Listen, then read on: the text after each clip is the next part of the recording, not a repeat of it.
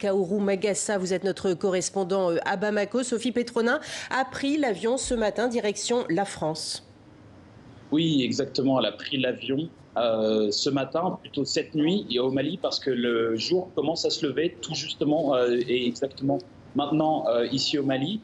Donc, comme vous avez pu le voir sur les images, cette libération, c'était surtout une rencontre entre une mère et son fils, et c'était très important pour les deux, parce que Sébastien Petronin, comme on a pu l'entendre dans le sujet, est une personne qui s'est battue, qui a combattu pour retrouver sa mère au fil de ses près de 4 ans. Donc, Sophie Petronin et son fils sont dans un avion, un Falcon médicalisé, qui sera à Paris, plus précisément à l'aéroport de Villacoublay, aux environs de midi. Oui, Sébastien Chadeau, effectivement, avec sa mère en ce moment dans l'avion. Est-ce qu'on en sait un petit peu plus sur les conditions de la libération de Sophie Petronin?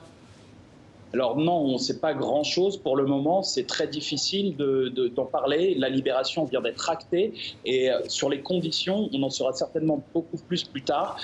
Pour le moment, on sait juste que plus de 200 potentiels ou présumés djihadistes ont été libérés dans le week-end. C'est la seule information qui peut être reliée finalement à ces libérations sans que ce soit corroboré, parce que finalement, dans les affaires de prise d'otages et de libération, il faut être très prudent. Et du coup, les gouvernements en place et la France communiqueront certainement sur les conditions de la libération. Mais pour l'instant, à Bamako, on ne sait pas grand-chose, mis à part que Soumaïla Cissé, Sophie Petronin et 2 Italiens ont été libérés ce soir, ce qui a provoqué la liesse à Bamako et énormément de soulagement.